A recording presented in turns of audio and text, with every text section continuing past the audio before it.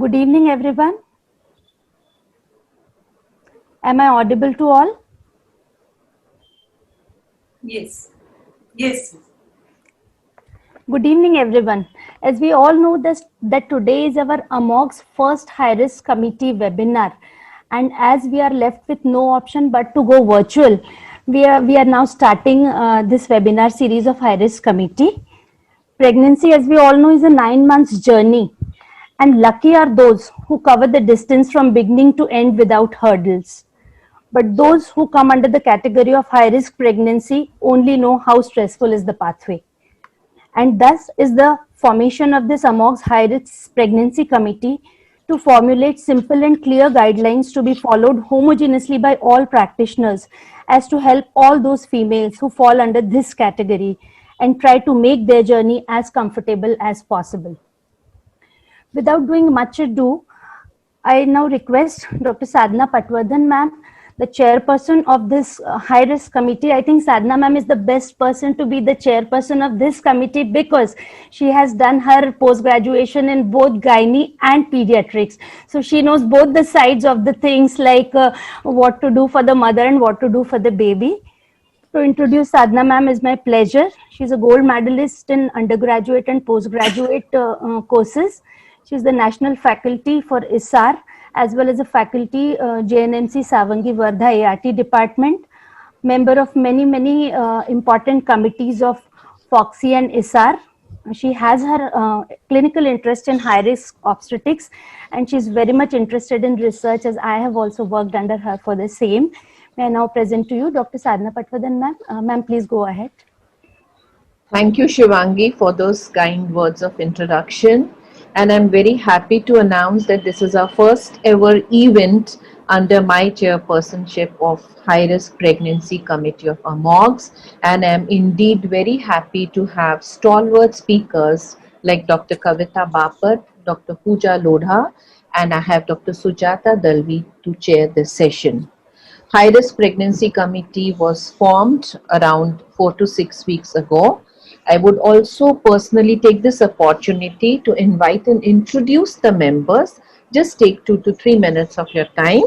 The esteemed members of this committee are Dr. Varsha Lahade, Dr. Anuja Bhalerao, Dr. Arun More, Dr. Atul Padmawar, Dr. Bhagwan Kendre, Dr. Bhaurav Yadav, Dr. Gayatri Rathore, Dr. Manisha Ghate, Dr. Narendra Zope, Dr. Shantanu Abhyankar, Dr. Sumit Baheti, Dr. Surya Kumar Khandare, Dr. Indu Agrawal, Dr. Kalpana Gulwade, Dr. Nima Acharya, Dr. Nitin Shirsagar, Dr. Pushpa Zungare, Dr. Sachin Nichite, Dr. Shivangi Jagirdaar, Dr. Surekha Taide, Dr. Manju Vaikar, and Dr. Seema Patil. I welcome all these members into my committee, and our AMOG's president, Dr. Nandita, is at the moment not available, but it is under her presidentship AMOG's is doing wonders, and I'm honored to have her here as the chief guest. She will join in soon after 5:30. So I hand over the proceedings to Dr. Shivangi again. Thank you, ma'am, for the wonderful introduction of the committee work. Dr. Nandita is not here with us for some reasons, but whenever she'll join, can we take her introduction later? Yes, we can. We can. Oh, okay. Sumit, whether Sumit is there? Session, whether Sumit is there, can we check? No, madam, he is not there on this link. He is not, she is not. She is Dr. Sumit Baheti. Okay. So, I think Sumit couldn't join us for some reason. Can you just check once so that I'll go ahead with the thing? You go ahead, Shivangi, you go ahead. Okay. Yeah. So I'll do Sumit's part as well. We have prestigious chairpersons with us who are the stalwarts in this field. Dr. Rajendra Singh Pardesi sir, unfortunately he is also not there today for the reason he has lost his father. So may his father's soul rest in peace. And may I now request Dr. Sujata Darvi, ma'am, who is a consultant obstetrician and gynecologist at Mumbai at many hospitals like Global, Saifi, Bhatia. She's an honorary clinical associate, Naurozji Wadia Maternity and Jagjivan Ram Railway Hospital. She is the assistant editor of Jogi, member of Managing Council of MOGS since 15 years and first joint secretary of AMOX. So I request you, ma'am, to do the further proceedings. Welcome, Dr. Sujata, ma'am. Yeah. Thank you, Dr. Shivangi, for kind introduction. At an outset, I would like to thank the organizers, especially High Risk Committee Chairperson, Dr. Sadhna Patwardhan, and of course, the President of AMOGS, Dr. Nandita Palshetkar, for giving me this opportunity to chair this session. I would also like to thank Science Integra for giving digital platform and Bharat Serum for being an educational partners.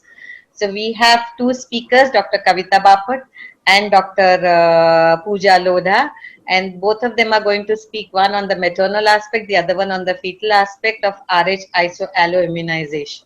RH isoalloimmunization per se, if you go to see in the major cities, you don't find, because the awareness of taking anti-D and everything has become so much that you don't find it. But still in remote places or in a small places, there are at times anti-D has been missed out, and that is the reason patients do have some sort of a problem, and that is the reason they come to the major cities, especially tertiary care centers, to take the treatment. So can I have Dr. Kavita Bapat's biodata, please?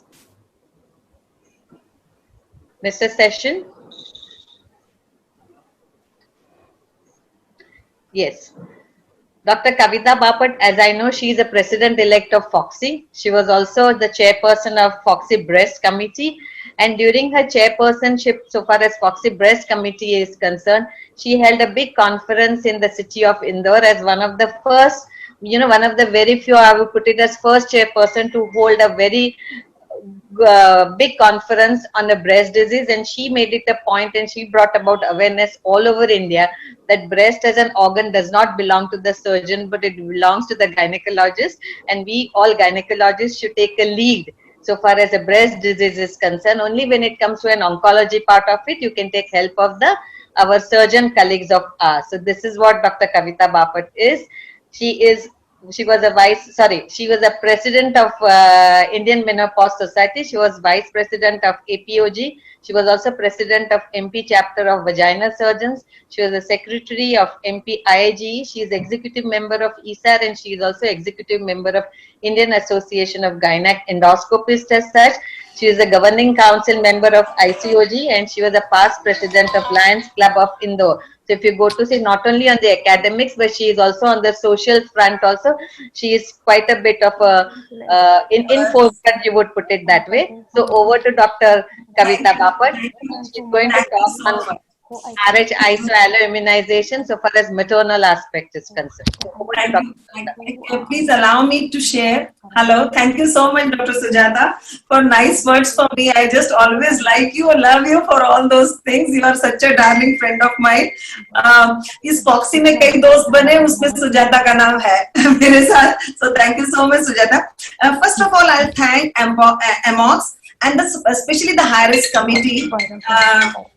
High risk committee and especially the Sadhna, just hold Sadhna, for giving me a chance today to talk on the subject, which is not, I am not so much well versed on that subject, but you made it a point to study this subject for me. Thank you, Sadhna, for involving me today.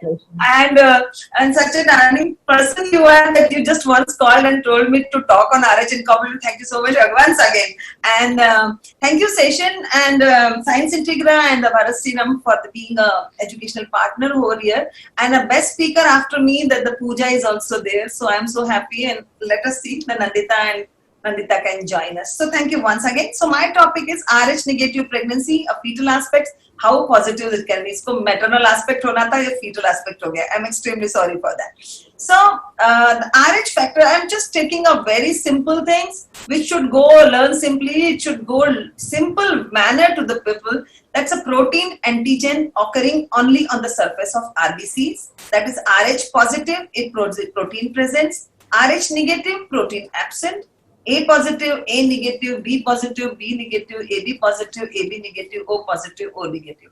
All of our life, we are just studied all these matters, so I'm not going into detail that how it works, how it not works. And the RH thing, in each and every patient, whosoever comes to our clinic, it's our responsibility to know her blood group and the RH factor.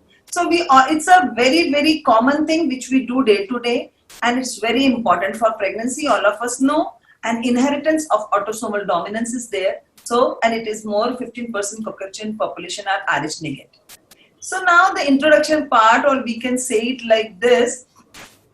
The very thing, during pregnancy, the mother and the fetus have a different RH protein factors. This condition is called RH incompatibility. Like our blood type, we inherit the RH factor type from our parents. Most people are RH positive, but a small percent of people are RH negative. RH factor doesn't directly affect the health. So when the things come like RH incompatibility and a high risk pregnancy, it's more towards for the fetal part rather than a mother part, because it hardly matters to the mother. But if she is having a repeated losses due to the RH negativity, if she has having a premature labor, so many more things with RH incompatibility, the chances of depression, infertility in future, and the very sad things happen. So it's a very, very high risk for the maternal aspect of it, because the RH factor becomes important during pregnancy. Now the RH disease. RH disease is a condition where the antibodies is in a pregnant woman blood destroy the baby's blood cell. It is also known as hemolytic disease of fetus or the newborn. The mother is RH negative and her baby is RH positive during pregnancy, especially during labor and delivery. Some of the fetus is RH positive, red blood cells may get into the mother's bloodstream. Now this is called a sensitization, this process in which the mother's body will try to fight them off and producing antibody against them. Now the potential sensitizing events for the rhesus diseases, number 1 is a miscarriage. Number 2 is a termination of pregnancy. Number 3 is antepartum hemorrhage. Number 4 is invasive prenatal testing, amniocentesis, chordosynthesis, or delivery is insert is a one thing, and ectopic pregnancy. We should not forget the ectopic pregnancy. So this is a simple chart.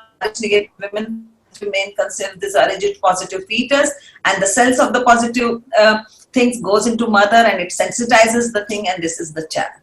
Now this is the pathology, the RH factor sensitization, it occurs and it happens.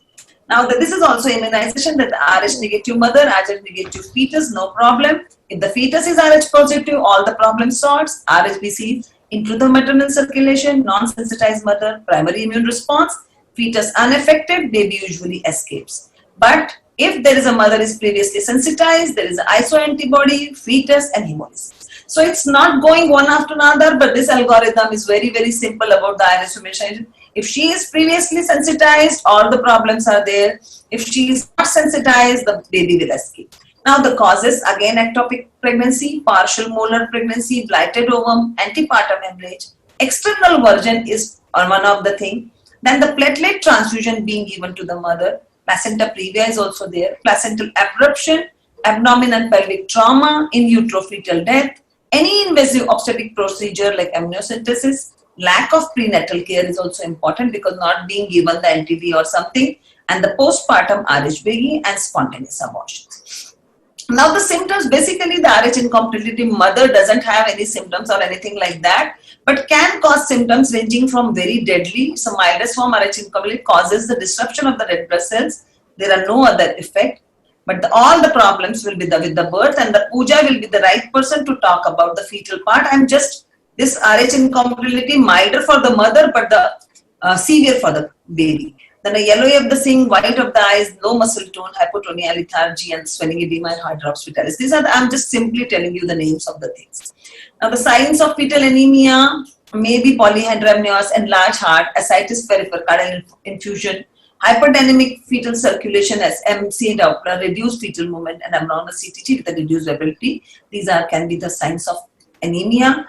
Now, what we are supposed to know about the baby during this is MCA Doppler, cell-free DNA, Guyshot KB test, amniocentesis Lilly's graph, and direct Coombs test. So these are the things which we do with the fetus or thing. Now, these are the screening tests, ABO and antibody, first perinatal visit at 28 weeks. Postpartum bleeding, antepartum bleeding, and before giving an immunoglobulins. These are the screening tests which can be done at these 3 times, and the neonatal blood.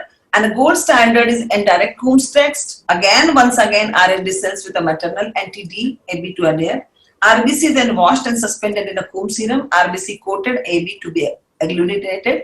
Direct Coombs in a mixed, in a baby tank. And these are the, again, gold standard. And this is a direct Coombs for the baby. So for the baby sample positive for the presence, this is agglutination. Now the ultrasound parameters, I think the Pooja is the right person to talk about, but I am just putting in just writing it. There's a placental thickness, umbilical vein diameter, hepatic size, splenic size are non-reliable, but visualization in the walls of fetal bowel, the small amount of intravenous fluid is impending high drops. Now complications to the mother, she can have a polyhydramnios, she can have a PIH, and she can have a mirror syndrome. This is the 3 things which can happen to the mother, as well as during pregnancy, mild anemia, hyperbilinia, jaundice. These are for the, basically for the baby, we can say all those things. Now the management part. Anti-D is the answer for Rh negativity. Fetal blood transfusion if it's needed, if HCT is less than 30, and the phototherapy for baby is another thing. So the routes of transmission, it's not for me, but I'm just going through it. So the prophylactic vaccination during every pregnancy, after a miscarriage or abortion. Number 3rd is after prenatal tests such as amniocentesis coronae plus biopsy, and after the injury of during injury of abdomen during the birth. So these are the conditions we should have the prophylactic vaccination. And thank you so much for patient hearing, because the maternal aspect is very, very less for the RH incompatibility. Thank you so much once again, Dr. Sadhana, Science Integra, and Bharatsinam for having me to talk on this. Thank you so much once again. Over to Sujata. Yeah, thank you so much. Do we take questions at the end of Dr. Pooja's talk? I think that, yeah, that should be okay. Yeah, right. Yeah, okay. So we have our next speaker, Dr. Pooja Lodha. She is a fellow of fetal medicine and fetal therapy, and she runs a fetal medicine clinic named Kangaroo Clinic in Pune.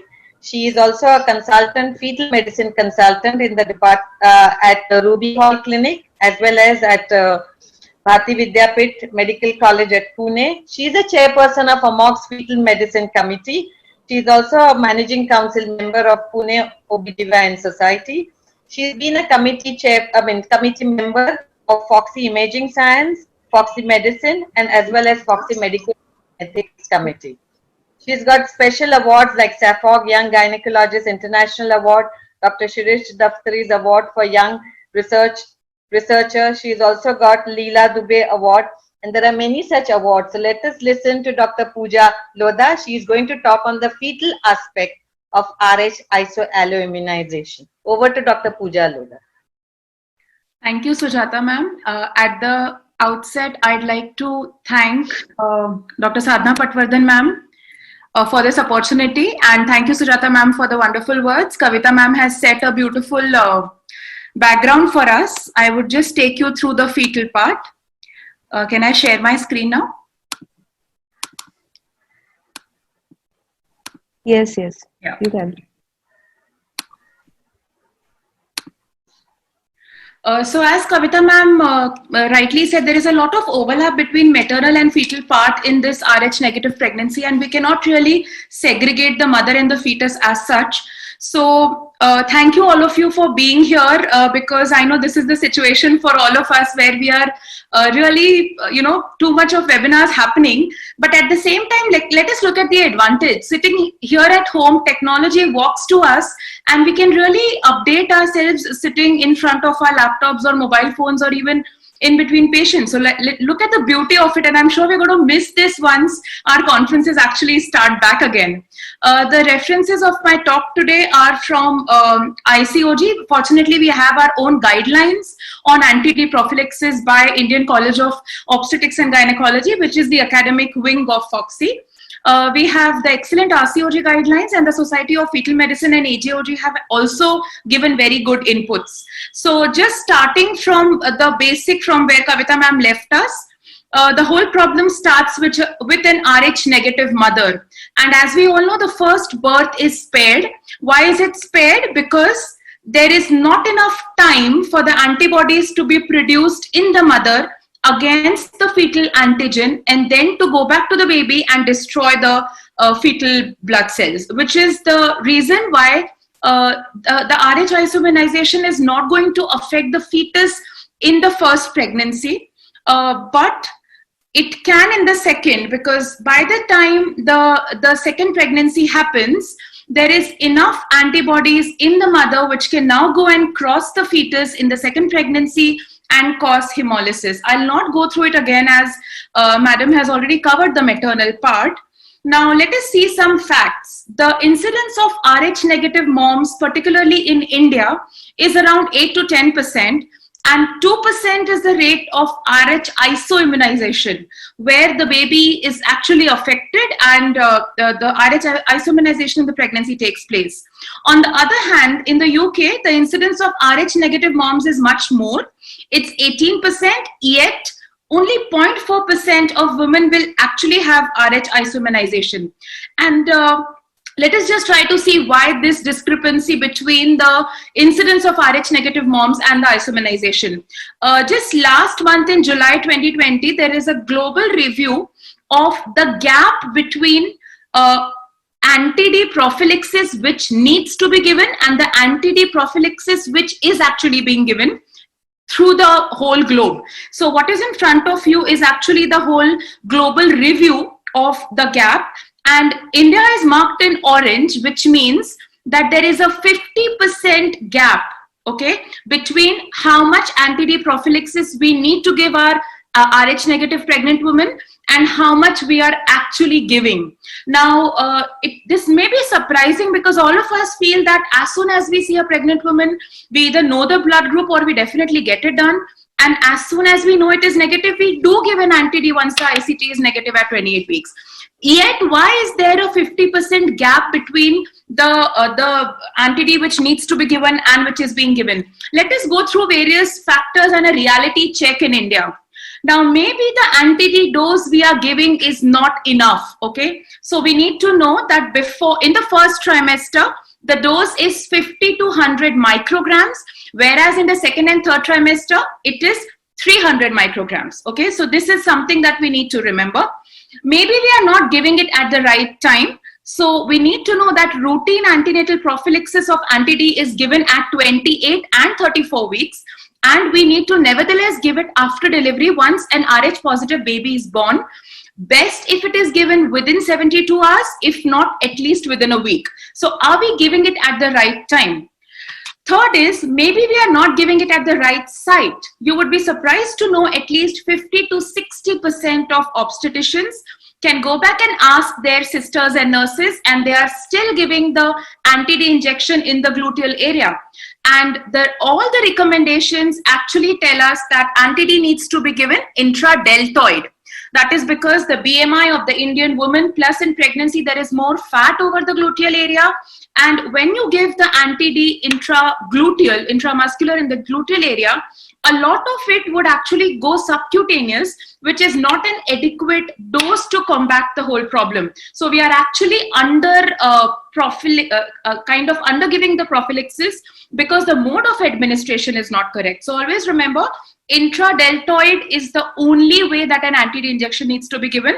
Yes, if the mother has bleeding disorders, then subcutaneous or intravenous could be given, but there is a change in dose with subcutaneous, more dose is required, and very few exceptional situations where really subcutaneous anti-D needs to be given.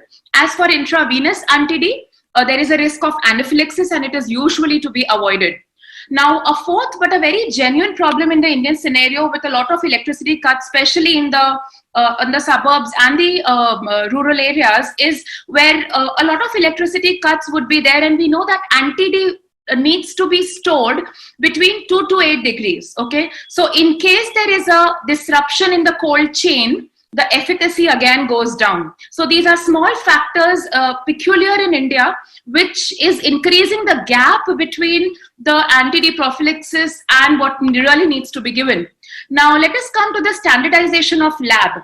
When we send an ICT, a lot of labs, almost all of them would come back to us with an answer of yes or no, but very few labs would actually give you a titer. So if an ICT is positive, a standardized genuine lab would call you back and say, madam, you had ordered the test, ICT is positive, and now we are checking for the anti-D titers, because that is the commonest reason why we would have an ICT positive. But as we are aware, a lot of labs only give an ICT positive report without giving us the anti-D titers. So we need to choose our labs correctly. Secondly, titer values are extremely important. There is a critical level of titer beyond which the mode of surveillance of these mothers and fetuses changes. And therefore, the critical value titer of each lab has to be defined. Most of the labs have a critical cutoff of either 1 in 16 or 1 in 32, but the lab should actually be aware and mention it on the report what the critical value of the titer is. Now, coming to the Kleor-Betke test, all the guidelines and all the lectures around the world on Rh negative keep talking about quantification of feto-maternal hemorrhage and do the Kleor-Betke test, and depending on that, decide on the amount of anti-D given. The reality and the truth remains, I was surprised, even in Pune, even in a place like Pune, there was just one lab that did Kleor-Betke test, and even that has stopped doing it for the last 6-8 months because of insufficient samples. Okay, now this is one of the reasons we are lacking. There are so many indications where the routine 300 micrograms of anti-D may not suffice. Okay, and therefore we need to know the amount of feto-maternal hemorrhage, but the test for quantification is not readily available in a lot of centers, even in metro cities of India. Now, coming to the protocols, there are not really many standardized algorithms or protocols to know what is to be done when. As and when we go through the presentation, I would guide you on that. A lot of multiple pregnancies are coming up with the advent of IVF and elderly women conceiving. And we all know that as compared to a singleton, multiple pregnancy poses a higher risk for feto-maternal hemorrhage. And since we do not have robust ways to quantify this feto-maternal hemorrhage, we are actually giving a lesser dose than actually required in these women. There are also no guidelines that tell us to double up the dose or increase the dose of anti-D in multiple pregnancy. So that's another lacunae. Antenatal procedures like amniocentesis, CVS, fetal reduction are on a rise. And we also know about the rising trend of cesarean sections. These are all very common sensitizing events for Rh isoimmunization. In India especially, there are a lot of undocumented pregnancies, illegal abortions, and a lot of such doctors or patients would not come up telling their the blood group of the lady who has actually had an abortion, and we would miss out on the Rh negative ladies who are undergoing this such illegal abortions. A lot of confusion regarding microgram in international units is there. So we need to know that most of our recommendations and the vials that are available are micrograms and not international units. So 1 microgram is 5 international units. And if you're actually writing something in IU, please make sure you are taking care of this conversion so that you don't again give a wrong dose of anti-D to your patient. Another myth, the last one here, we are very hesitant as obstetricians to refer a patient for fetal blood transfusion. Okay, we need to understand, and hopefully by the end of this presentation, I would be able to convince you all that intrauterine blood transfusion or fetal transfusion is not a rocket science. It's something which is easily available. If not in your own town, city, send it to the nearby place, and it's totally worth it because it is one of the most rewarding fetal therapies you could actually give your patient. Now, coming to the quantification of feto-maternal hemorrhage, there are 3 ways to do it. It's a simple rosette test, very crude method, not easily available again. A Kleor-Betke test, I already told you about the problems of most of the labs facing it. And I was just speaking to KEM in Pune yesterday, and the HOD there, madam, told me that the reason we are not doing the test is because of inadequate samples. So the only way we can get this rare dying test back into practice is all of us channelize samples. We do Kleor-Betke test more frequently and send it to one particular lab in your city or around surrounding area so that they also get enough samples for their, the test cycle to survive. Flow cytometry is accurate but extremely expensive and not readily available. Also, ICOG in the guidelines of 2009 mentions that there is poor evidence regarding testing for postpartum feto-maternal hemorrhage, as the cost benefit of such testing has not been determined. It's been 11 years these guidelines have been made, and I'm sure if these are revised, we would come up with recommending clay or Beckett test before giving an anti-D in exceptional situations, as do most other countries in their guidelines. Now let us come to a very simple flow chart. So there is an Rh incompatible couple, which means that the lady is Rh negative and the partner is Rh positive. We do an indirect Coombs test at booking.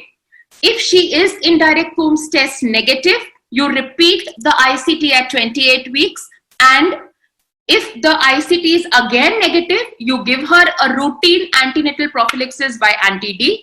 If she comes positive, let's see what to do. Now suppose the ICT is positive on booking bloods, which means at 6 to 8 weeks when the lady comes to you, if the indirect Coombs test is positive, you ask for the titers, the anti-D titers. If the titers are less than 16, I'm presuming 16 is the critical cutoff of that lab, which means yes, sensitization has begun, but isoimmunization has not happened, which means yes, there are some fetal antigens which have come to the mother, and mother has treated those antigens as foreign, has started producing antibodies, but the antibody titers are not so high so as to cross the placenta back to the fetus and cause hemolysis. So this is the meaning of titers less than 1:16. All you do is you repeat it every 2 weeks and look for a rising trend. So do not freak out if the ICT is positive. Do the titers. If it is less than 1:16, keep repeating the anti-D titers till they rise to more than 1:16. Now let us see what to do with a titer of more than 1:16. So here we have a lady who's Rh negative. Her ICT is positive. Her titers are more than the critical value of 1:16. Then you have to shift your surveillance to ultrasound. And what do we look for now is fetal anemia. Okay, this is a stepwise process. Do not start doing a weekly ultrasound surveillance for every Rh negative lady. Do not start repeating ICT and anti-D titers every 2 weekly for every lady. It's a stepwise process, and this is the chart in front of you. Once the titers go above 1:16, you need to do her ultrasound every 2 weeks. And what do we look for on the ultrasound? Are signs of fetal anemia, because now the antibodies in the mother are enough so as to cross the placenta, come onto the fetus and start destroying the fetal cells, causing fetal anemia. So how do you check for fetal anemia in the baby? Is by a middle cerebral artery peak systolic velocity. We'll come to that. Other signs that we look for on ultrasound are polyhydramnios. In very severe anemia, we could have hydrops, and the lady could come with decreased fetal movements because of the hydrops or the fetal anemia. Then, if we see that the fetus has developed anemia, the next step is referring her for a fetal blood transfusion. So let us go through these steps now. Now, let us see what happens when a fetal anemia has developed, and let's first see how to diagnose that. Why does fetal anemia develop? So why does the velocity in the MCA increase, and why does all that happen? Now, there is fetal RBC destruction by antibodies of the mother. We've already seen that. So what happens is, since there is fetal anemia, now the fetus senses that the RBCs are getting lysed. So there is an erythropoietin stimulation, and there is extramedullary erythropoiesis, just like in an adult, which leads to hepatomegaly and splenomegaly. And hepatomegaly could lead to hepatic dysfunction, hypoproteinemia, and that could lead to hydrops. So that's one of the pathophysiologies how an hydrops is caused. Now, fetal anemia causes a thinner blood to flow, just like in adults.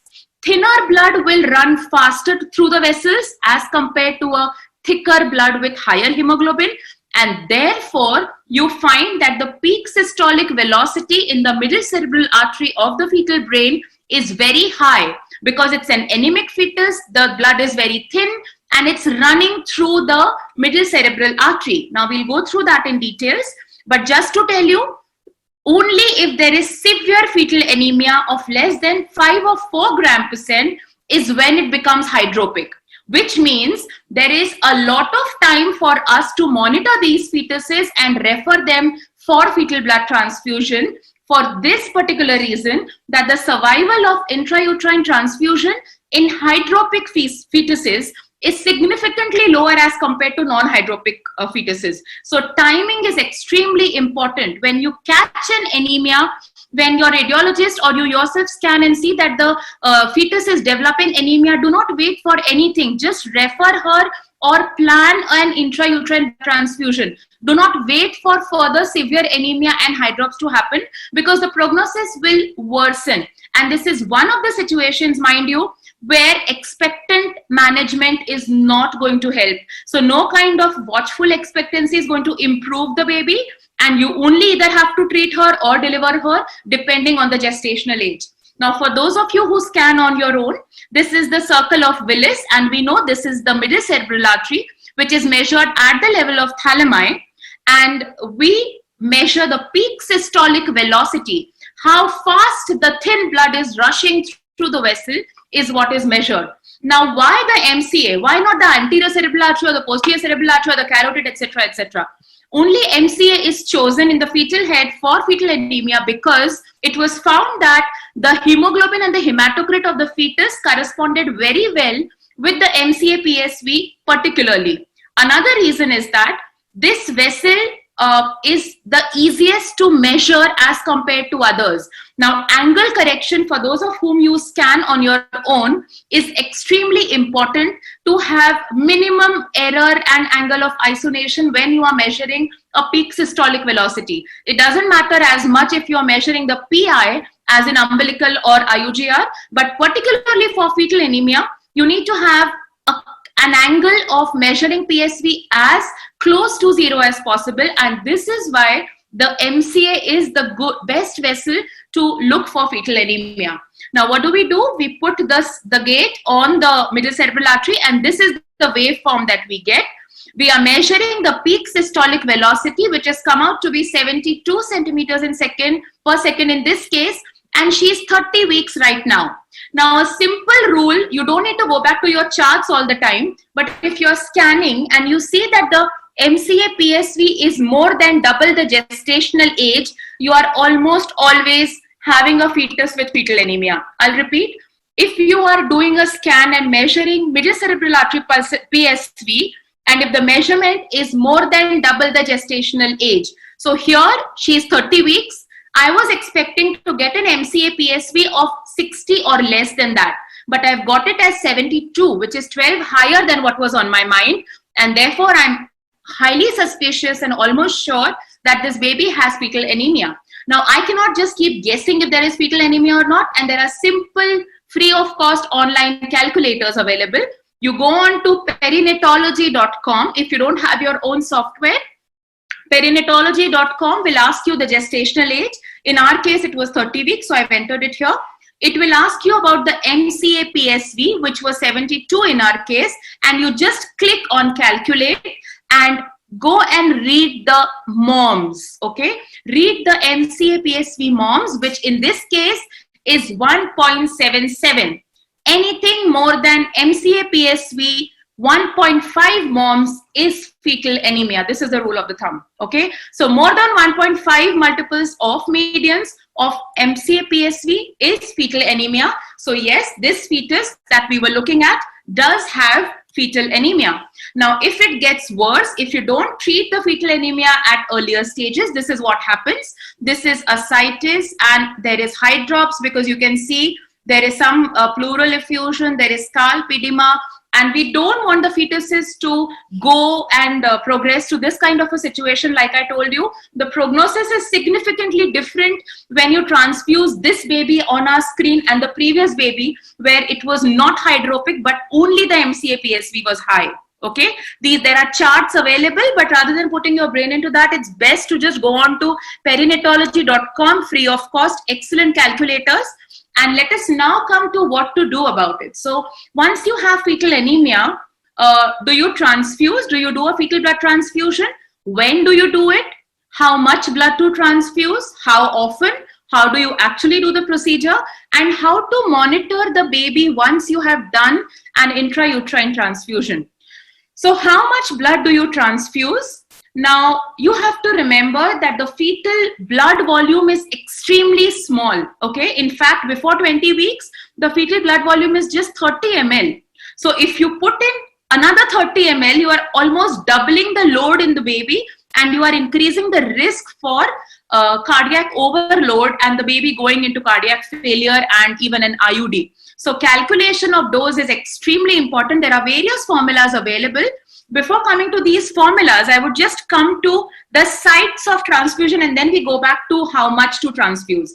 So there are 4 sites basically. The commonest is intravascular, which is actually intravenous. So remember, we are not going to transfuse in an artery, because an artery can undergo spasm and there could be a hematoma and we could just lose this baby immediately.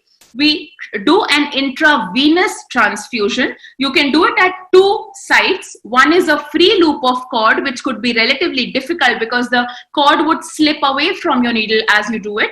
But a more easy one is an anterior placenta in the second figure on the right up there, and the cord coming out from there. You can stabilize your needle properly into the placenta, enter the umbilical vein, put in color to make sure that you are entering only the vein and not the artery. And once you go inside, this is the intravenous. Okay, so there are 2 types of intravenous. One is the free loop and another is attached to the placental end. There is one of which image I have not put here, I forgot, I think. But another good way to do an intravenous transfusion is intrahepatic umbilical vein. Okay, so suppose the placenta is posterior and you are not able to approach the cord properly. It's very easy. It's comparatively technically easy to enter the fetal abdomen through one of the sites and put in your needle into the intrahepatic umbilical vein. The same section where we take the abdominal circumference, you put in color, make sure it's an umbilical vein, and you start transfusing there. Also, once you enter the baby and the liver, you get stability to your needle. So even if the baby just moves around a bit, it's not going to do as much harm as would be in a free loop with a posterior placenta. Now, another way of transfusion is intraperitoneal. This was done to start with because it was technically easier. It's the left lower figure that you are seeing. This baby is hydropic. Now, the problem with intraperitoneal is if there is hydrops, the lymphocytes and the peritoneal cells do not absorb the blood very well. So it is not as effective as the intravenous. And the rarest one that is usually used only very early in pregnancy is the intracardiac, almost always to be avoided. Now let's go back to the formula. Most of the softwares, like I use Estraya, there is Viewpoint, there are many more, Sonocare, that give you how much volume of blood to be transfused. These are small little things that are going to add up to the success of your fetal blood transfusion. It's not just that you take any blood and transfuse any amount and you see magic that the anemic fetus is going to become normal. All these small things are what is going to amount to your success. Now, this is the formula which is most commonly used. So the volume of intravenous injection of blood or intravenous intrauterine transfusion is fetoplacental volume multiplied by post transfusion hematocrit. So what are you expecting? What is your target hematocrit for the fetus minus your hematocrit before the transfusion upon the donor hematocrit? Now you'll ask me, where are we going to get all these figures from? So fetal volume, there are many charts that tell you fetal volume for a particular gestation. So you can put in the fetal volume from there. Now, how you are going to get the post and pre hematocrit of the fetus? Once you put in a needle, the first thing you are going to do is take out 1 ml of blood and send it to the lab. So there are 3 essential people who are going to do intrauterine blood transfusion. One is you, who has an ultrasound probe and the main needle in your hand. Another is your assistant, who would probably be pushing blood and withdrawing blood. And the third is a person who's going to do running around for the lab.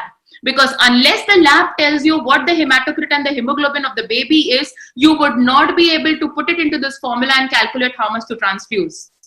Centers that do intrauterine blood transfusions very regularly have got a HemaQ machine in the room where it is done. So it takes 30 or 45 seconds for it to be done, but it cannot be available everywhere.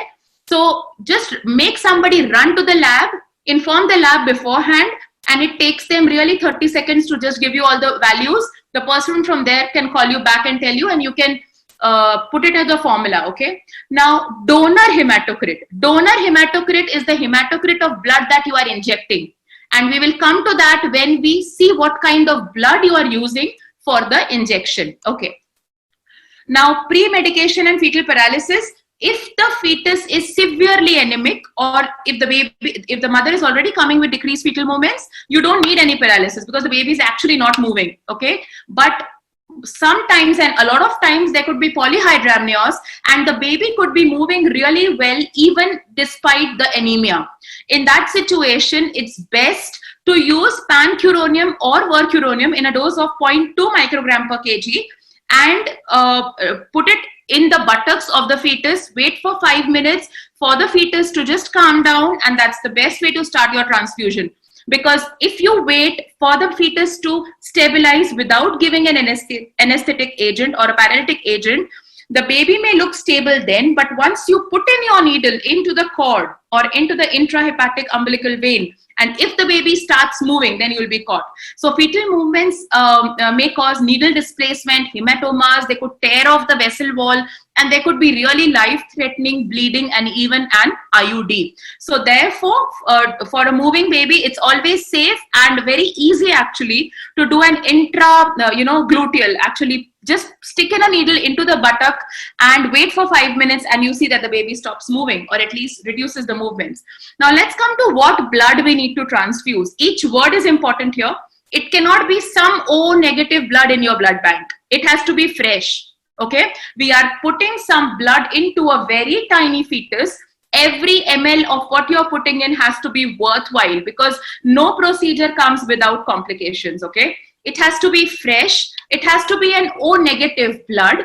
The hematocrit, what we usually give in PCVs for adults during blood transfusion or PCV transfusion is actually 50 to 60%, I think. But here we need to have a very high hematocrit. So you need to inform your blood bank that I need a very high hematocrit of at least 75 to 80%. And why is this?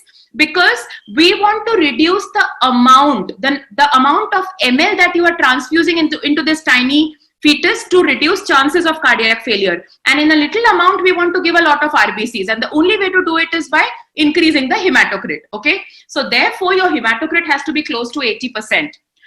Therefore, always bleed Rh negative donors with a good hemoglobin. In fact, there is also an Rh negative registry. And we commonly tell our probable moms who are Rh negative, who may need IUTs, to keep such 3 or 4 blood donors ready. Anytime that we need, they could call them and they could bleed for a fresh O negative blood with a high hematocrit. Of course, the blood needs to be tested for CMV. The blood is irradiated and leukodepleted, very easily done within 15-20 minutes if your blood bank or your hospital is a tertiary care where there is chemotherapy being given, because those machines are already available there. Now, what do you do? Once you put in a needle, your blood is ready, your trolley, your assistant, the lab is informed. Now, suppose you're doing the first transfusion today, only for the first time, take out some blood for doing a fish and the blood group of the baby. You don't have to repeat this every time. It's only for the first time that you're doing it. What are the other labs to be done? Hemoglobin, pre and post transfusion hematocrit, platelets, bilirubin, and retic count to see the hemolysis. So these are the set of investigations prior to the transfusion. And keep your needle inside. Within half a minute or 1 minute, you get back the news of what the hemoglobin of the baby is, and you can do the calculations and start giving blood. The rate of giving blood has to be slow. It is 10 to 15 ml per minute. Okay, do not just push it in. Again, the blood volume of the fetus is very low. You cannot push in blood very fast. Once you have completed your transfusion, you do a post-transfusion fetal hemoglobin and hematocrit. And why do you need to do that? To see if you have attained an optimal improvement. Secondly, to expect when next this fetus is again going to become anemic. Okay, it's not that one transfusion is going to solve all problems in all the cases. A lot of times you would need to keep repeating IUTs, and for you to know when this baby is going to become anemic again, you need to know the post-transfusion hematocrit. Now, I told you that the needle needs to be inside by the time your lab tells you about the hemoglobin, but once you are in a habit of doing a few IUTs, you will realize that by the time you look at the fetus, you would have an approximate idea of how low the hemoglobin in the fetus is. So start transfusing very slowly, and by the time you get news from your lab or you get the values of hemoglobin and hematocrit, An assistant can give you the exact ml of blood to be transfused. Now, this is an example of an anterior placenta, relatively easy IUT. This is the needle going in. You check whether it's a vein or an artery. And here is the blood being transfused. Can you see? You could even see the RBC particles moving through the umbilical cord there. So it's a blood transfusion being done. How do you follow up? Now, unfortunately, unlike before the transfusion, MCA false positive rate would go on increasing with each IUT. So now, after 2 transfusions, MCA is not going to be a good guide as to when to do the next IUT. So we have some more measures here. We anticipate the rate of decrease in fetal hemoglobin 2 gram per week or hematocrit of 1% per day. So approximately, if you've been able to achieve a good hematocrit post-transfusion, you would need to do an IUT every 2 to 3 weeks. Okay, so when do you deliver these babies? Now, in case you are doing an intrauterine transfusion at 27, 28 weeks, we all know that no procedure comes without complications. She could leak her membranes, she could go into labor, there could be fetal tachycardia, bradycardia, you may have to rush her for a cesarean.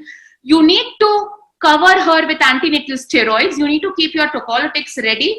And if you really think delivery is impending, you have to give her Maxulf, especially when she is between 26 and 30 weeks. So this is only for this time. If you're doing a transfusion at 22, 23 weeks, you need not do all of this, but you need to take a consent that it's especially before 20 weeks. The cord is just like a refill of a pen. It's so thin, it looks magnified on the ultrasound, but you have higher chances of running into complications less than 20 weeks. And therefore, you need to tell the parents that we will not be able to salvage this baby in case she runs into a complication. The aim is to manage or resolve hydrops prior to delivery. So do not think that 33 weeks hai, hydrops hai, RH negative hai, let her be born and then the baby can be given an exchange transfusion. No, it's best to top up an intrauterine transfusion before delivery and give a good hemoglobin and a good condition neonate to the neonatologist for further management. Because a hydropic baby being given to the neonatologist is going to have a much poorer prognosis than a baby who has been topped up with an IUT even at 33, 34 weeks. There is no contraindication to vaginal delivery. Deliver according to the obstetric indications. Aim for delivery at 34 to 36 weeks based on your NICU facilities. Inform the NICU. I burnt my fingers once, very early days of my practice, and we did 2 IUTs and she was 34 weeks. We delivered her and she was shifted to another hospital for delivery, and they all knew the history, but when the baby was born, the baby's blood group came out to be O negative, and then there was a whole ruckus in the NICU saying that itna sab transfusion kar diya aur baby ka blood group to negative hi nikla. Okay, but the fact is the baby's blood group was negative, of course, because we had given her 2 intrauterine transfusions antenatally, and therefore do not rely on the blood group of the baby at least for 6 to 8 weeks after delivery. They have other ways of doing it. They check for a direct Coombs test, they check for bilirubin, unconjugated, conjugated reti count, and so many more ways that they need to do it. So interact, communicate with your NICU and your neonatologist to avoid such blunders, I would call it. Okay, so something that's coming up in trend is checking the partner's RH genotype. It's been spoken of hugely, but how useful is it really? So what does it mean? When there is, I think last 2 slides, if there is a mother who is RH negative and a father who is RH positive, you could go in and do the father's RH genotype, which means we would come to know if the father is homozygous capital D. Now, if the father is capital D, remember capital D means RH positive, okay? So if a father is homozygous, which means if the genotype comes out to be DD, capital D, all the babies that are going to be born to this lady are going to be RH positive. So you need to really be red flagging that pregnancy and monitoring it. But in case the father's Rh genotype comes out to be capital D, small d, 50% of such babies would be Rh negative and 50% would be Rh positive. So what the people are trying to do is, just like there is NIPT for trisomy 21, they're trying to take the cell-free fetal DNA in the mother's circulation and trying to find the blood group of the fetus so that you can spare a few women from getting anti-D, and you can unflag them from your high risk category and not do as much surveillance in them as you would when you are expecting a baby that is Rh positive. But the problem with this cell-free DNA testing is that it has a false negative rate of 2%. Okay, which means it will miss 2% of babies which are Rh positive. So in a situation and scenario like India, cell-free DNA for finding out the blood group of the baby seems to be like a far-fetched situation. Right now, we need to only concentrate on a proper history-taking primary prophylaxis by routine antenatal anti-D and proper surveillance by MCA, which is non-invasive, and proper referral for an IUT. I think this is a chain that we in our situation need to follow right now. Coming to the last slide, starting with the topic again, how positive can we be in an Rh negative pregnancy? Very positive indeed. Non-invasive fetal monitoring for fetal anemia is an excellent mode for diagnosis for fetal anemia, and early intervention, early referral is the key for prognosis. Do not wait for moderate or high drops to happen before you refer. Referring early is always better than referring very late because the prognosis changes drastically. Intrauterine transfusion or fetal transfusion is the second most rewarding fetal therapy. Now, the first is antenatal steroid. It's the simplest and the most widely used and the most rewarding fetal therapy. You give steroids to the mother and the fetus benefits. Okay, that's why I've put this as second. It's a daycare procedure. You don't need to really admit the mother unless she has other comorbidities or high risk factors. It is accessible nearby, not in your own town. It is affordable. It's not very expensive. Okay, it's less expensive than most of the other elective procedures done in pregnancy. So with that, coming to the last slide, on a lighter note, instead of Kundli matching, now there are online Rh blood type dating sites where Rh negative and singles can actually mingle with similar blood types of them. So on that note, thank you so much for a patient hearing, and I hope it was adequate. Thank you, Dr. Pooja, for giving an excellent elaborative talk on Rh isoimmunization, especially intrauterine transfusion. I just wanted to say two things. One is, for the first trimester, there are many patients who take medical abortion pills. And when the blood group is not detected, there are chances that they could be sensitized to some extent, because see, you included rest of the things like dosage, the intramuscular injections and availability of drugs. But there are few patients who take these medical abortion pills. They don't get themselves tested. And then there are chances that you could get an Rh isoimmunization because they've taken that. Number two is, you already said antenatal steroids, because we have had cases in Vadia Hospital where they've done intrauterine transfusion.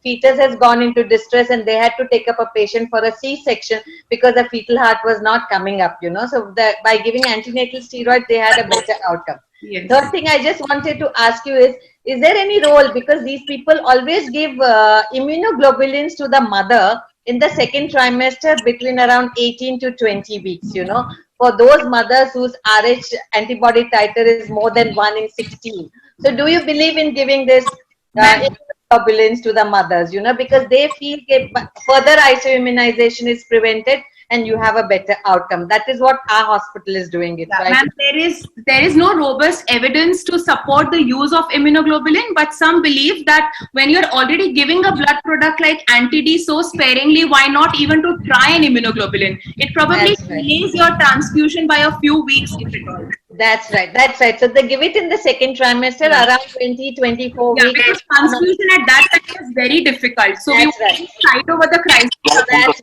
That's right. They give it, just make them admit. That's how they go about it. I would like to ask Dr. Sadhana Patwardhan if she has questions to ask, because there are a few questions with Nandita ma'am has joined too. Yeah. Hi. Hello. Hi, Sujata. Hi, Nandita. I think you are on the way. Yeah. I wanted to just welcome everybody and congratulate Sadhna for doing a wonderful program. I think the High Risk Obstetric Committee of AMOGS has begun with RH negativity. I think that's a good topic. You know, every time I talk about RPL, I say, okay, RH is a talk by itself. So I think it's good that we are addressing it. I know the cases have reduced, but I think it's wonderful to have the two speakers talk about it. So I wish you all the best and congratulations, Sadhna.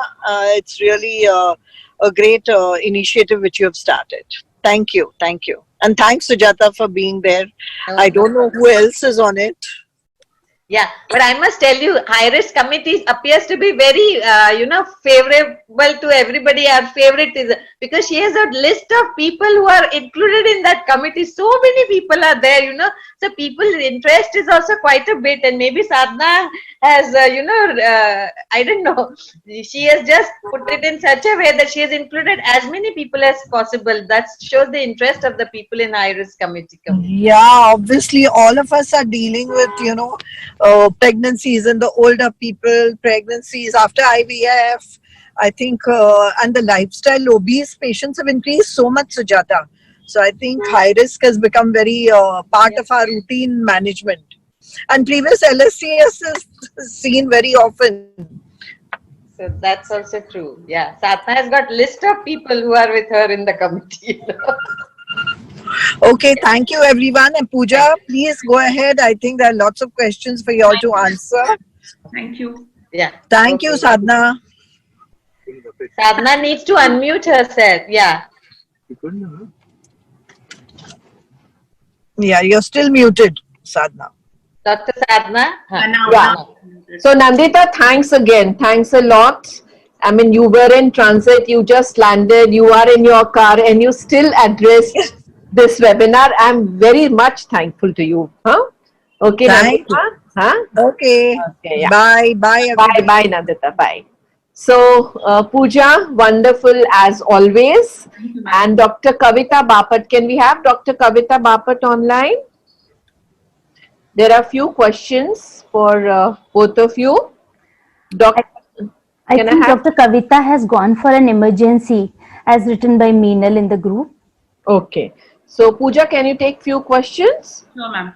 Yeah. So, Dr. Wint Lay 9, she's asking anti-D antibody 1 in 16 positive at 37-week gestation. What should we do?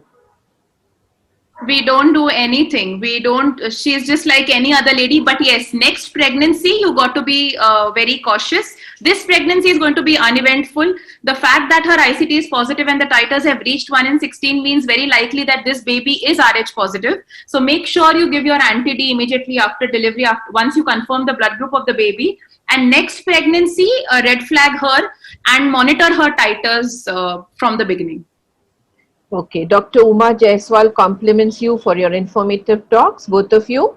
Dr. Abhilasha Chaturvedi, 100 micrograms is available. I mean, I couldn't get these questions, but I think it's for NTD, ma'am. Yeah, he wants to know whether anti-D of 100 micrograms is available in the market or no. Yeah, for medical abortions or something like that, she must be asking. That's first trimester, we always use it, whether it is medical or surgical abortions. Yeah. So that's why she just wants to know 100 micrograms is available or no. Okay, so compliments from Dr. Surekha Taide and Dr. Pushpa Zungare. Dr. Sabita Agrawal, after giving injection at 28 weeks, second injection to be given at term or after delivery?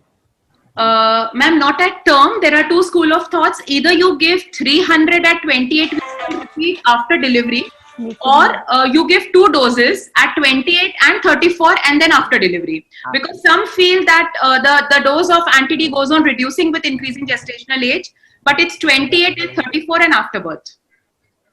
Okay, so I hope Dr. Lakshmi Renuka, antenatal prophylaxis, again is 150 or 300. Same question put in. It depends on the trimester. Yeah. In the first trimester, it's 50 to 100 micrograms. And in the second and third trimester, it's 300 micrograms. If there is a major sensitizing event like a feto-maternal hemorrhage due to antepartum hemorrhage or IUD, you are or an instrumental vaginal delivery or a difficult cesarean, you are or maybe a fetal reduction, you are anticipating that your routine dose of anti-D may not be able to combat the procedure related feto-maternal hemorrhage that has happened. And these are situations where the best would be to do a Kleor-Betke test and use the formula to calculate how much extra anti-D to be given. A few of high-risk obstetricians practice empirical higher dose if the KB test is not available. So that's an option. That's an option. Okay. Dr. Rupalatha Mulki, should we make it routine to give anti-D at 28 weeks if all these lab tests are not available? Yeah, if ICD is negative, give an anti-D. Yeah. Yes. Dr. Pooja Mishra, whether we should give anti-D to the patient having 3 live issues with third one as LSCS delivery combined with tube ligation. She has taken it after previous deliveries. Should we keep in mind about ligation failure or tubal recanalization? A very good question. So there are no guidelines that tell you to give an anti-D for TL, but it's best to give it because in the Indian scenario, marrying again, death of a previous child, death of a husband, and they come back for recanalization, and then we are in a soup as to why we did not give an anti-D that time. So in case the lady is very sure that she doesn't want the injection, take a refusal consent, but otherwise it's a good practice to give anti-D with a tubal ligation in the third child. Okay, Pooja, the next question is Dr. Milap Sen is asking how long anti-D is effective for? How long is it effective? Depends on the dose and the sensitizing agents. So it is thought that if 300 micrograms is given at 28 weeks, by 30 weeks it becomes 250, then another 2 weeks becomes 175. So the rate of the half-life of anti-D is 24 days. Okay, so if you calculate according to that, if you give a 300 microgram dose at 28 weeks, you are left with only 75 micrograms by 34 weeks, and which is why we like to top it up again at 34 weeks. Okay, Dr. Gayatri Rathod from Pusat, what is the dose of anti-D in second trimester abortion? I think you've already answered that Second and third trimester is 300 micrograms. 300 micrograms. Dr. Sujay Pint, rare topic taken up in webinars, nicely presented, compliments. Dr. Yamini Kare, do we have to give postpartum full dose even if you have given routine prophylaxis at 28 weeks, you have given anti-D? So do you give a postpartum full dose? That's a very good question and a good take-home message here. Most of the sensitizing agents in pregnancy with a large amount of feto-maternal hemorrhage happen during delivery. So irrespective of whatever routine antenatal prophylaxis you're giving at 28 and 34 weeks, you have to cover it up with postpartum routine prophylaxis for an Rh positive baby. Okay. Dr. Sammy J, after anti-D, for how long ICT remains positive? So a rule of the thumb, do not do an ICT after you give an anti-D. Always do an ICT first at 28 weeks. If she is negative, then give an anti-D. The anti-D may remain positive to up to 6 weeks. But how do you distinguish between the ICT positive of iatrogenically giving an anti-D injection and actually the lady being Rh isoimmunized? Is that the titer will never be more than 1 in 4 if the ICT is positive due to your injection of anti-D. Okay, but if she is isoimmunized, you may find increasing titers of more than 1 in 4, 1 is 8, and so on and so forth. So, but avoid this practice. If at all you have, it will be weak positive and then become negative after 6 weeks. Okay, Pooja. Dr. Naina Hiki has, as you said, in cases of severe feto-maternal hemorrhage, the dose needs to be increased. How do you decide which patient has to undergo the KB test? So these are only very rare and exceptional situations like an IUD I told, and antepartum hemorrhage where maybe your blood loss has been, the fetal-maternal hemorrhage has been underestimated, then in situations like fetal reduction. And the best situation, so what I do is not written in any guidelines, but if I'm doing a fetal reduction at 11 weeks, there is already triplets, I'm reducing it to twins.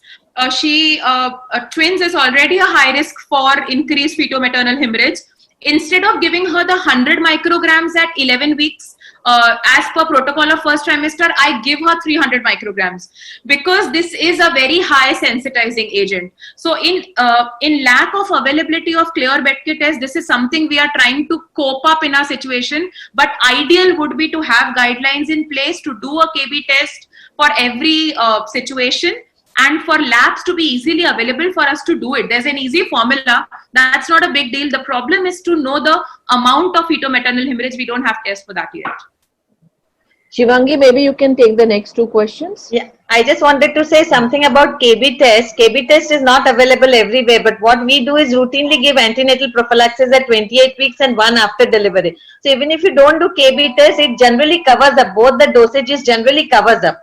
Yeah. So per se, in case you don't have a KB test available, make sure that you give antenatal prophylaxis and postpartum. True. That's the reason why ICOG did not, necessitate insist on KB test, and that's the reason many labs are not doing it. Only very selected labs. So that is the thing. 99.7% of your events, sensitizing events, will be covered up in the routine prophylaxis. Both the dosages. That's right. It's only the 0.3% where we have to be careful. That's right. That's right. Shivangi, you can take the next question. Yes. Dr. Ashalata wants to ask whether Rh negative primary patient is antibody titer necessary. Dr. Pooja. If ICT is negative, antibody titer is not necessary. Okay. Dr. Abhijit Kumar wants to ask fetal Rh detection is possible by NIPT in India, whether it's possible? It's not possible yet. Not possible. Okay. Dr. Shreya Gino. Can a Rh negative couple have a Rh positive baby? Dicey question. Rh negative couple have an Rh positive baby. I don't think so unless both unless there are some subsets of subsets of weak DU antigens and yes. genetics, but routinely no. Yet to explore, Dr. Sharda Nevang, which group of patients should be tested for antigen capital C, small c, E and E? That's a good question. These are relatively uncommon antibodies in India, but in the West, in the UK, indirect Coombs test is a part of their ANC profile at booking bloods, even in an Rh positive lady. And a lot of obstetricians in India are also moving towards that trend, because indirect Coombs test will not just tell us about anti-D, but also about ANSI capital C, small c, Kelly, Duffy and all those blood groups. Okay. So in a typical situation where the mother is Rh positive and yet you are seeing that the ICT is positive, these could be the reasons. Also, if a baby presents with hydrops in an Rh positive mother, but there is fetal anemia, you could suspect non-anti-D antibodies. So these are the situations where you need, so there are panels available very routinely in in tertiary care hospitals where they do a stepwise antigen detection. They do the commoner ones first and then they do the uncommon panels, and it is feasible to test for these antibodies as well. Okay. Mrs. Meena Agrawal from Pusat, can we use single anti-D at 28 weeks if patient has already received anti-D in previous delivery? So there are two schools of thoughts. One school of thought is that give only a 300 microgram dose at 28 weeks and then repeat it after delivery. So yes, that is a school of thought. Okay. But do we do it routinely? In our centers where I am attached, they do it at 28 and 34. But there are centers who do it at only 28. So Jata ma'am, Sadhna ma'am, what are your views about single versus 2 doses of routine? I think 2 doses are any day better than a single dose. Prefer giving 2 doses. Okay. Dr. J. Nanda, in India, whether we have the cell-free DNA analysis to predict fetus with fetal anemia? No, we don't. Cell-free DNA analysis is not at all to predict fetal anemia. fetal anemia can be not predicted but diagnosed with a very good accuracy on ultrasound. I Okay, think she has asked the fetal blood Fetal group. blood Yeah, group, yeah. he says. blood group ke liye, in fact, nowhere in the world is any lab validated. They are still working in the US and UK, but no lab is yet validated. See, the practical problem is, just like NIPT, when it newly came, everybody was so excited about it and they ordered it right and left, and they forgot doing the double marker and NT scan on time. I hope it doesn't happen to the Rh negative, because right now what we really need to do is know the blood group. That's where it's all starting. It's not just Pune, Bombay, and Nagpur and Indore. You know, there are a lot of places where women are not even aware of their blood group. So start from knowing the blood group. If it is negative, test the partner. If he is positive, do an ICT. A lot of obstetricians are not yet doing ICT if she's a primey. So that's another problem. She may have received a blood transfusion or a platelet transfusion for dengue before in life. You never know if she's sensitized to anti-D, okay? You never know if she's had an MTP before, which she is not telling anyone. So you have to test ICT even in a primey if she's Rh negative. And then you repeat it at 28 weeks if she is negative, give an anti-D. If she is positive ICT, you do MCAs and you refer her for an IUT. Even if this protocol is followed, you are covering up most of the babies who are going to be affected by hemolytic disease of the newborn or fetal hydrops due to fetal anemia. So what does the cell-free DNA do? Now the problem that they are facing with cell-free DNA blood group is, it sounds very easy that you just take the mother's blood and find out the baby's blood group, and if the baby is negative, you forget about the whole thing, and if the baby is positive, you do everything. The problem is, they need to do the sex determination first. Okay, so if the fetus is a male, no problem. Okay, they will tell you if the blood group is positive or negative.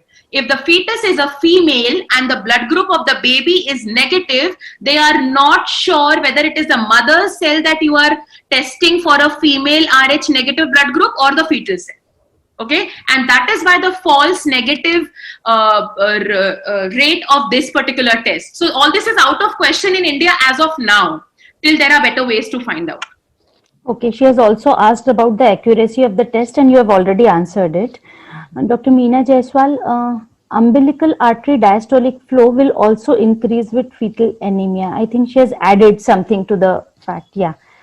I've not got this question. I think it is not a question. She has just added to our information. Yeah, yeah.